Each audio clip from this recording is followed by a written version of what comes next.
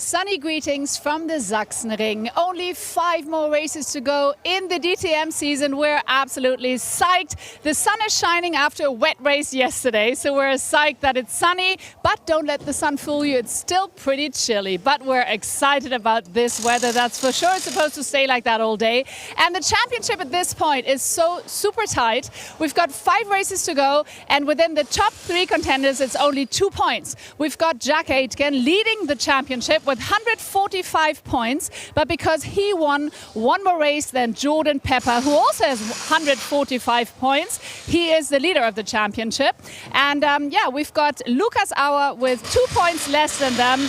So as I already mentioned, it's super tight and we are excited for this race day today. But first, of course, we need to go qualifying. So let's do it. Here are your commentators. Thanks very much, Verena. Good morning. Good morning, everybody. Welcome to a much brighter, much sunnier Sachsenring for day 2 as we get set for another 20-minute qualifying session. As Verena said, it's still actually quite chilly, just about 11.5 degrees. Air temperature, track temperature a bit higher at 13.5 degrees.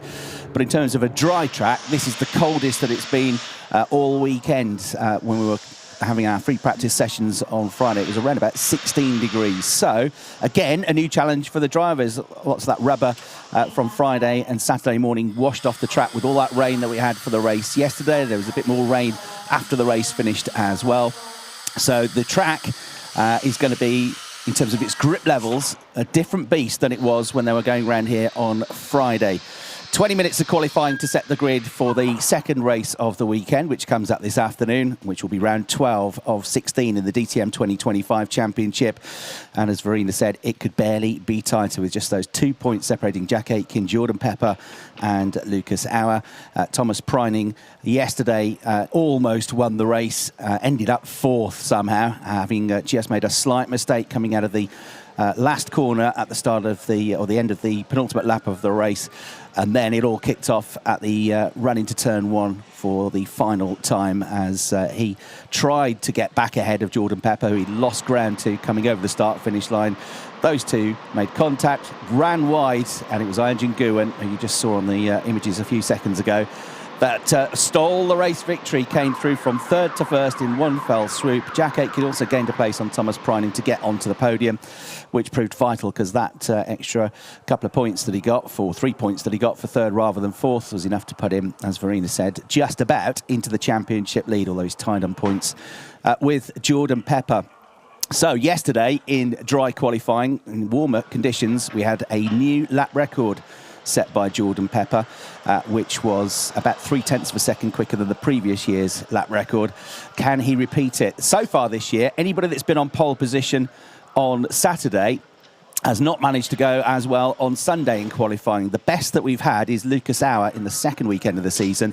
He was on pole on Saturday and he managed 4th quickest on Sunday in qualifying. Otherwise, it has definitely been a downturn normally. Jordan will be looking to right that wrong and get himself up there again if he can. Yesterday it was Jules Gunon who was closest to him in qualifying, with about 1/10 of a second between those two drivers. So what a race we had yesterday. That finale was one thing, but actually the whole race was pretty magical, drama filled. We had the downpour of rain just before the race got underway. Nobody had been on the track before this weekend. In fact, most of them never in wet conditions. It's normally dry here, so it was a real venture into the unknown. They all started on wet tyres. The track gradually dried. Everybody held on as long as they could to make their mandatory pit stop, to then switch to slick tyres, but it was still damp, still very damp offline. You had cars slipping and sliding everywhere. And then just as it had started to dry towards the end of the race, we had a safety car which bunched everybody up as Nicola Bart went off the road. And then it started to rain again. A couple of drivers gambled to go and throw the wet tyres on with a few laps to go.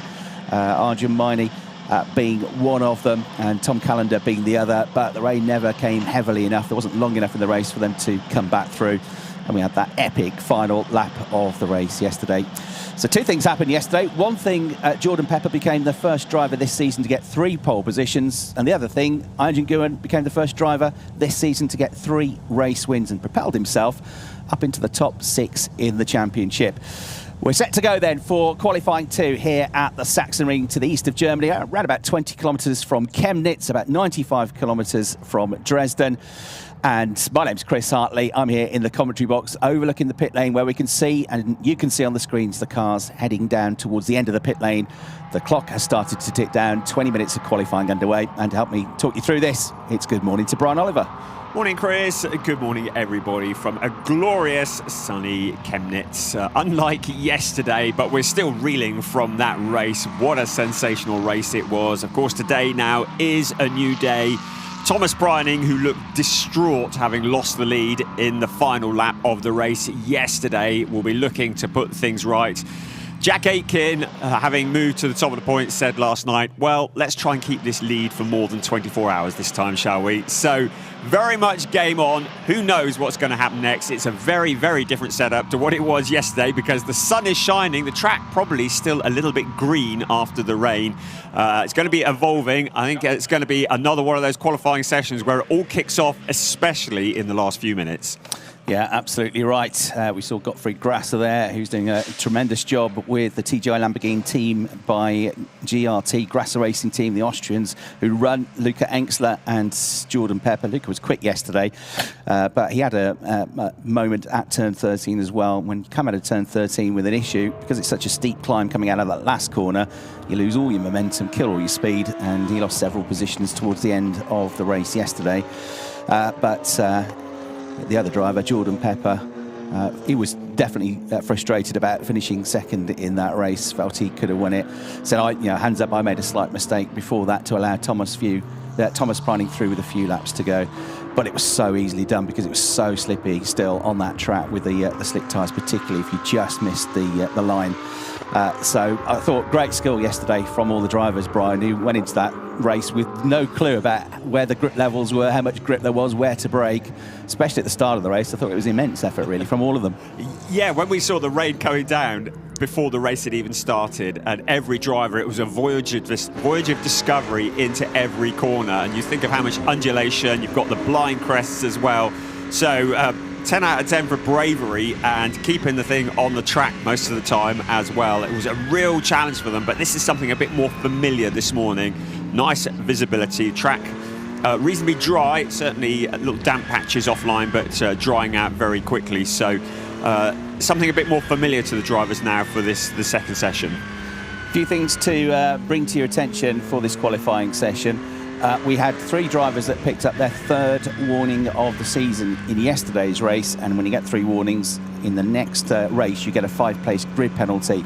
So there will be 5-place grid penalties for 3 drivers in this afternoon's race. One is Maurice Skuring, who picked up a penalty for contact with Timo Glock, which dropped him down the order yesterday as well. So Maurice has got a 5-place grid penalty. Luca Enxler has got a 5-place grid penalty, and Maro Engel has got a 5-place grid penalty. Maro had a torrid day yesterday, but drove quickly and rescued some decent points out of the race because he had a 3-place grid penalty yesterday for blocking Thomas Preining in qualifying, and then was out of his line for the start of the race, so had to go through the penalty box on the second lap of the race, which cost him 5 seconds. So it's been a bit of a fraught weekend so far for Maro, but he has had good pace. So those are the 3 drivers that will get 5-place grid penalties when we get to the race, but not for qualifying. The top 3 from the race will carry success ballast as well. So Engin Guin, the winner of yesterday's race, when we get to this afternoon, he'll have to put 20 kilograms of success ballast on the car for the win. Jordan Pepper will have to put 10 kilograms on his car for finishing second, and 5 kilograms for finishing third on Jack Aitken's car. But as I say, that does not affect qualifying. So Randy Rast coming into the pit lane as Thomas Preining heads out. And as you said yesterday, Brian, Thomas was really hard on himself, wasn't he? Just really blaming himself for making that error. He said he shouldn't be making errors like that. I'm really sorry to everybody and to the team for doing that. But I think he was hard on himself because, yes, he made a slight error. But as I say, it was so easy to do because it was so slippery out there. And that's why then what happened at turn 1 happened, because he'd had that run, that slightly slippy run coming out of the final turn. But up until that point, he was absolutely brilliant, wasn't he? In the slippy conditions, he drove fantastically well. Yeah, it's really interesting to be hard on yourself when you've driven the way you have, because he was a man on rails. It didn't look like anybody was going to be able to live with him. He was sailing past cars right, left and centre, leading up to that final stage of the race. And of course, you can give someone 9 compliments and 1 criticism, and they'll only ever hear the criticism. Well, that's in his own head. That's all he'll remember is that last lap, and not the amazing 54 minutes that led up to that, really, or 55 minutes or so. He sat in the car after he came back into the garage with his head in his hands, didn't even want to get out of the car for a period of time, did he? And just trying to regather himself. But that's what makes racing drivers great. You know, they can criticise themselves, see where it all went wrong, but he will have no doubt had a bit of quiet time overnight. This morning we'll come back, we'll draw a line under it, new day, new opportunities, and if he's got anything like the setup and the pace he had yesterday, then beware everybody else. I said we're going to bounce back today, and I wouldn't be surprised if he does. Yeah, in the press conference after the race, Jordan Pepper was asking, have you spoken to Thomas since the race? He said, no, I haven't. We've been doing media duties, he said, but you know, it's not a problem. If he wants to come and speak to me, he can come and speak to me. I thought it was a bit over the top. This is the incident at turn 1, he said, but you know, we've had some hard races in the past. We know each other well, he said, and I've still got that respect there. So he was disappointed, and he was a bit critical, as you'd expect, of the move at turn 1 as Thomas tried to grab his lead back, which ultimately cost them both the chance to win and gave Andrew Nguyen the victory. But he was very level about it all, actually, which was typical Jordan. He's a really proper sportsman, proper nice guy as well. So yeah, hard racing. Sometimes it steps over, but you know they're both trying to win the race, and you have these split-second decisions to make. But the comments from Andrew Nguyen at the end of the race, I thought, were very telling. He said, I knew what they were going to do because they're racing drivers and I'm a racing driver, and basically they'd have done what I would have done. They went for the win. I sat back, let them get on with it, and then drove past both of them to get the victories, 3rd of the season. Look at this. This is a bit of deja vu. Both car 22 and 84 under investigation for speeding in the pits. They were the 2 that flashed up first in yesterday's qualifying session. That's Tom Callender and Lucas Hauer, both cars under investigation for speeding in the pits. I still think they need to have a little look at their software there. At the moment, everybody is in the pits, as we've come to expect. What happened yesterday, not a single car out on track. We had the 2026 calendar released a couple of days ago. I'm still wondering whether the qualifying for next year is going to be 20 minutes long, or whether they might actually think about doing a 10-minute session. Yeah, next season we start the campaign at the Red Bull Ring at the end of April, so that will be the first round of the 2026 season. Zandvoort has been brought forward as well to be the second round of the season at the end of May. So it'll be the Lausitzring, 3rd weekend of the season before the championship kicks off in terms of a home race in Germany. Lucas Hauer there, who was championship leader going into the weekend, could still be championship leader going out of the weekend, which is what really counts, but he had a slightly tough race yesterday. Everybody had a tough race. But he still managed to come through and finish in the top 10, which is something he's achieved in all of the races so far this season.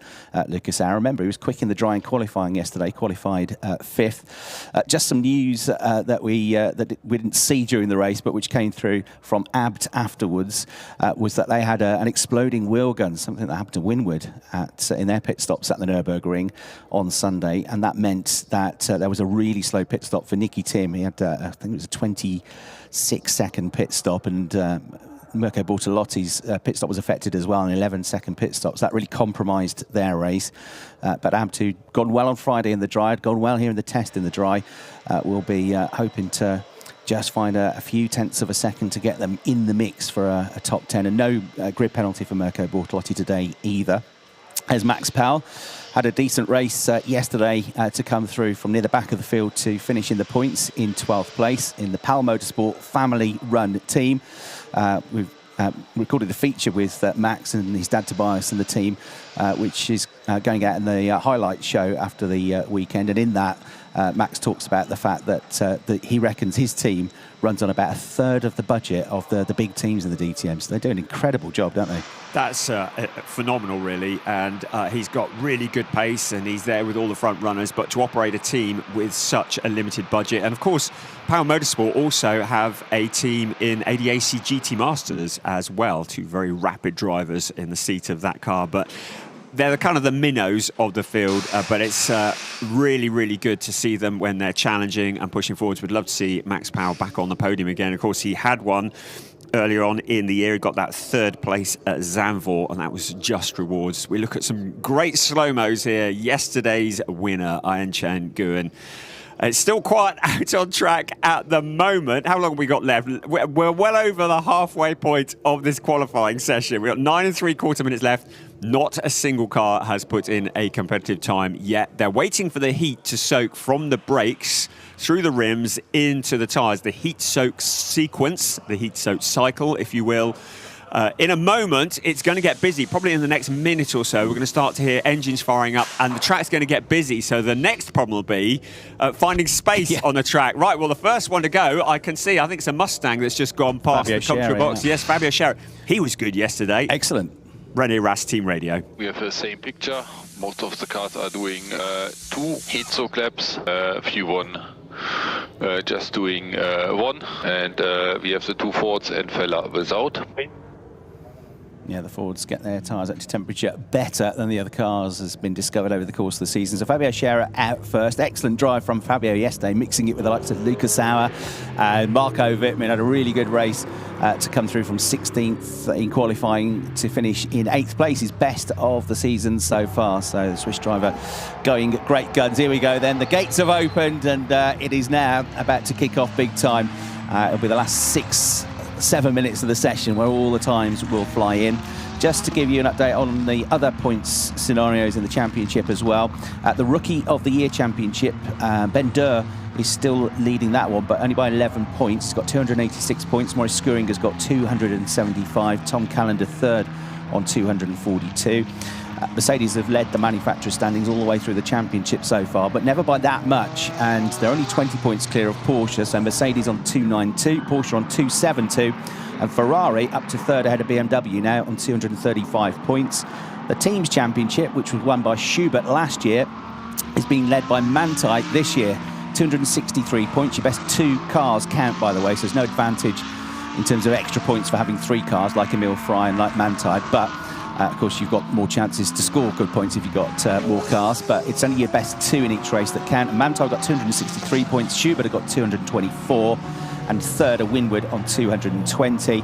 And the pit stop challenge, points awarded for the fastest 3 pit stops in each race. Winward leading that one comfortably, 21 points, 15 in second place for Schubert, and Landgraf are third. I would just give a quick mention to Durr Motorsport, whose pit stops last year needed improvement, and they have started to improve. And for the first time, Durr got one of the fastest 3 pit stops yesterday with a 6.7 second pit stop. So they've scored their first point in the pit stop challenge, which was good progress, and that is just part of the progress that team has been making. Ben he's kind of had an off-colour weekend this weekend. He said the car is struggling in the high-speed corners in the dry, and yesterday's race was yesterday's race with the conditions that we had. But generally, that team has been making excellent strides forward, and no doubt a lot of that has been helped by the experience that Timo Glock has brought into the team. Yeah, isn't it great to see them just taking those big steps forward? All cars are out on track, with the exception of Lucas Sauer. Exactly the same as yesterday.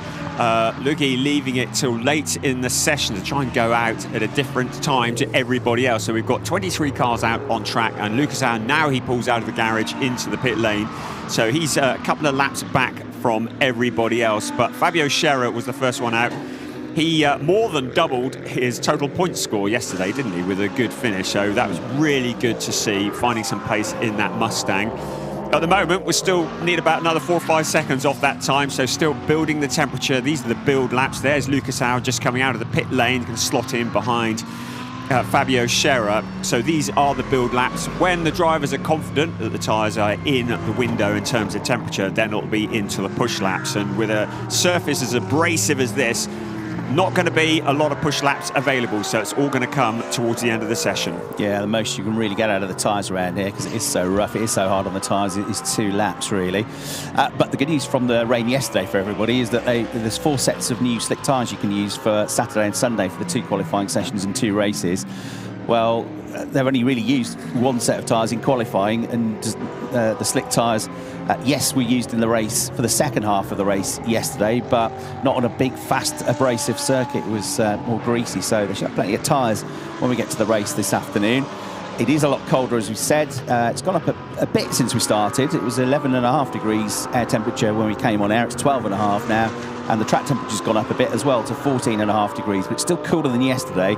So I wouldn't expect them to be as quick as they were yesterday in qualifying, particularly with the rain having washed that surface clear yesterday of any rubber that built up and any grip that built up over the first couple of days of the weekend. So yesterday, Jordan Pepper, as I say, got a lap record around here, 1 minute 16.826. Jules Gounon also beat the old lap record and was second with a 1:16.949. And the other driver that broke the 1:17s with his best qualifying so far was Ben Green, who qualified third in the Emile Frey Ferrari, although a really disappointing end to the race. At the end, right at the end of the race yesterday, when Ben was doing a great job running in the top 6 and ended up with a non-finish kind of. He classified as a finisher, but didn't score any points.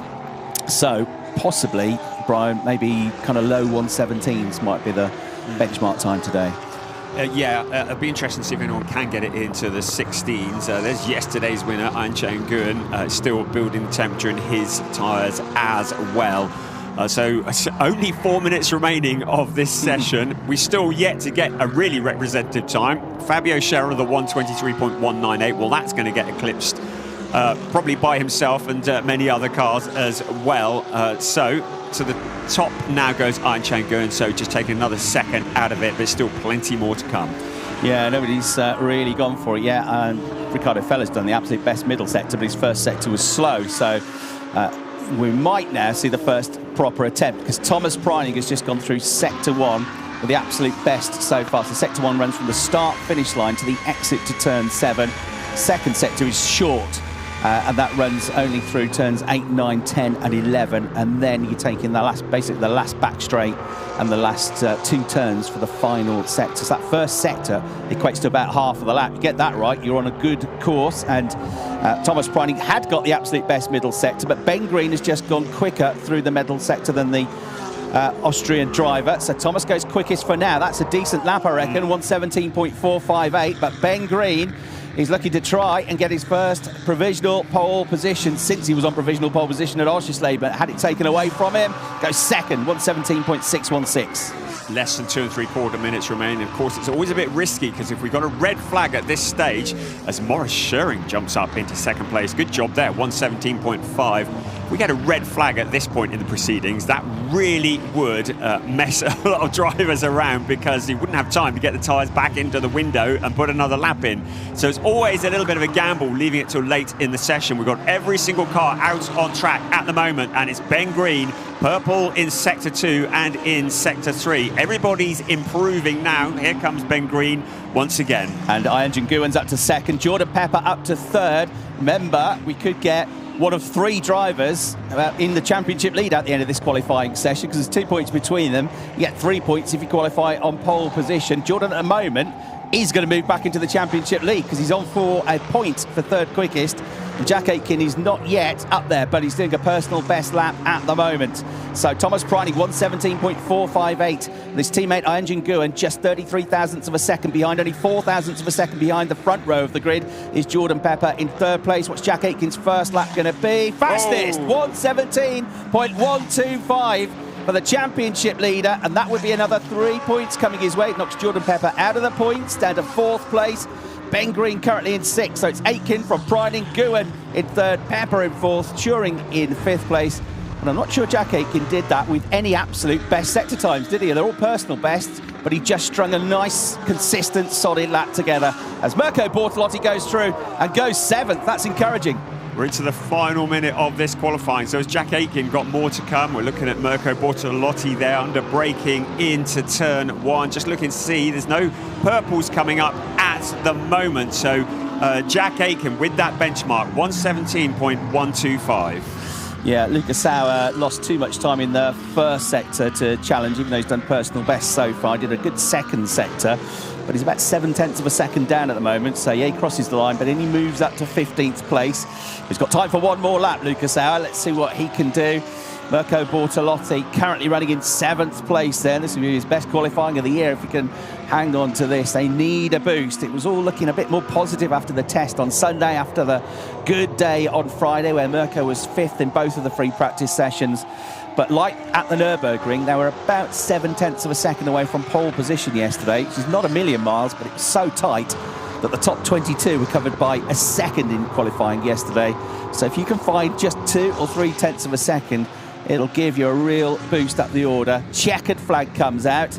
Maurice Schuring looking good, 5th. He's not going to go any quicker in this session as he gets out of the way of Mirko Bortolotti.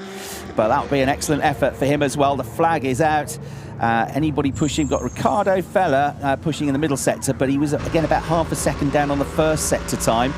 Lucas Auer a bit similar, really, about 4 tenths down through the first sector. Personal best through the second. He's only 15th at the moment. He could improve. You're on board with the Austrian now as he rattles the curbs, goes down to second gear, makes the way through turn 13, about 120 kilometres an hour through there, climbs up the hill. Can he improve upon 15th place? He can't. Back in 15th place then for the driver, 3rd in the championship. Jack Aitken then, pole position, 1 minute 17.125 seconds, 3 championship points. He is now the clear championship leader, 3 clear of Jordan Pepper, who's done a good job, 4th. So he's matched the best so far of somebody on pole on a Saturday by being 4th on a Sunday, which is what Lucas Auer achieved at the Lausitzring. Tommy Preining with his early lap with that 1:17.458, 2nd place. Ayunjin Nguyen continuing his great weekend, 3rd, but remember he's got those 20 kilograms of ballast on board for the race later. Jordan Pepper 4th, Maurice Schuring in an excellent 5th. Ben Green, something's clicked, hasn't it, with Ben? He's been going really well for the last couple of race meetings, so he's there in 6th. Mirko Bortolotti, best of the season. Finally, there might be some joy for the team at Abt. 7th for him. Maro Engel in 8th place, but he's got a 5-place grid penalty. So too is Maurice Schuring. So Maurice is going to be 10th on the grid. Maro is going to be 13th on the grid. Means Ben Green will move up to 5th. And Mirko Bortolotti is actually going to start the race in the top 6. Top 6 on the grid for Mirko. They're the rest of the top 10. Max Powell was 9th. That was a good effort. Ben Durr, better than yesterday in 10th. Jules Gounon, a bit of a surprise there, 11th after being close to pole position yesterday. Thierry Vermeulen 12th, Nicky Tim 13th, Gilles Magnus 14th, Lucas Auer back in 15th, Luca Engster 16th, but he'll be 21st on the grid with a 5-place grid penalty. Feller 17th, Rast 18th, Wittmann 19th, BMW struggling, Miney 20th, Bart 21st, Callender 22nd, Glock 23rd, and Fabio Scherer, after his heroics yesterday, back in 24th place on the grid, Brian. A really good job from all 3 of the Manthey EMA cars. Thomas Preining in that 2nd, Ayunjin Nguyen 3rd, and a great qualifying for Maurice Schuring in 5th place. Of course, he's got that grid drop. He's also under investigation. We saw him going fairly slowly up towards turn 13. Jack Aitken on team radio. Well done. Very good. Very good. Nice one. 3 points, I guess. Just very laid back. He's super laid back, and he's not getting ahead of himself, Jack. He's been asked several times at the Nürburgring and yesterday, leading the championship. Are you thinking about it? What's the plan?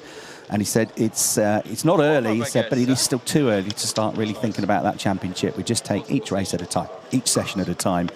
And Jack Aitken and Emil Frey Racing doing a fantastic job in their 3rd season together at Ferrari 296. Now, as you can see, those 3 points scored. He's got a 3-point advantage. Just needs a solid day today, really. You've got pole position. You've got 5 kilograms of success ballast on the car from the podium finish yesterday, but it's not an enormous amount. And if he can win the race, that'll be a real bonus. If he get a podium, I think he'll be pretty solidly happy with that as well. But the key is, Brian, just keep scoring points every day. Don't have one good day and one bad one. Yes, and his one of his main championship rivals, Lucas Auer, is down in 15th place. So he's going to be potentially in the lower regions of the points if things remain as they are. Of course, Lucas Auer, very good at moving through the pack, but that's definitely on the back foot. Jordan Pepper in that 4th place. So this was the pole position lap, a very good 1 minute 17.125 given the cold weather from Jack Aitken, pushing over 250 kilometres an hour over the crest into turn 1, down to 2nd gear, 75 kilometres an hour. The track now drops downhill pretty quickly through the Coca-Cola curve, the right into the left at turn 2. You can approach that at 145k, down to about 125, and then down to turn 3 at the Castrol Omega Turners. Jack went off onto his pole position lap. Let's get some reaction now from qualifying with Verena. And I'm here with a man who will be starting in 3rd position in the race today. Yesterday you won, so yesterday was an overwhelming day. And how are you going to repeat that today coming from 3? Yeah, for sure, good starting position, the best of the season. I have 3 wins, but I never start, I think, top 4 or something. So this is the best starting position. Yeah, we will see. With 20 kilo, it will be hard. But yeah, 2 pit stop race, everything can happen. For sure, good starting position, and I will try to maximize the day, the score maximum points, hopefully win, if not podium. And then I think then we are back in the championship fight. So let's go. Let's go. Let's do it. Thank you so much, Sean. Back to you. Thanks very much. Yeah, that's the first time he's been on the front row of the grid this year, Anjan Guni. He was previously, his best was 4th on the grid in the opening weekend at Oschersleben. And actually the 2 points that the point that he has scored has now put him just 1 point behind Maro Engel for 5th place in the championship. So looking good for him. Maro, of course, 8th, but with a 5-place grid penalty, he's going to start back in 13th place. More news now with Verena. And I'm here with Mr. Pole. It's your 3rd pole position this season. You're the leader of the championship. So, hey, Jack, it can continue like this. Yeah, that would be nice. But let's see. I mean, today a bit more strategy in the race with the extra pit stop. But I think we have the potential to win the race. Porsches will be very strong, and there's 2 of them to deal with, which is never nice. But we saw that yesterday they will be very quick. And no, I'm looking forward to it. Everything went smooth in the quali. I'm super happy with the lap, the car, everything was nice. So just a really good start to the day.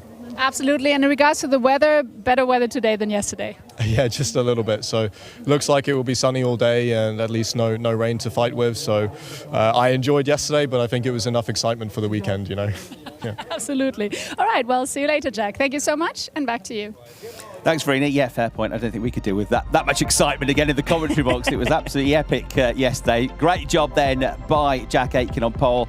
This, though, will be his nearest rival, 4th in the championship. You absolutely know there's only one thing that Thomas Preining wants to do today, feels like he has to do, and that is to win the race, to right the wrongs in his mind of what happened yesterday. And if he can walk out of the weekend with a win and a 4th yesterday, he's absolutely in that championship fight as well, with his home weekend to come at the Red Bull Ring in a few weeks' time.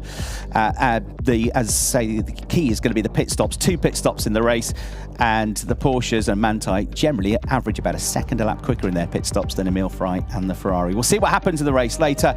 Let's go back down to Verena.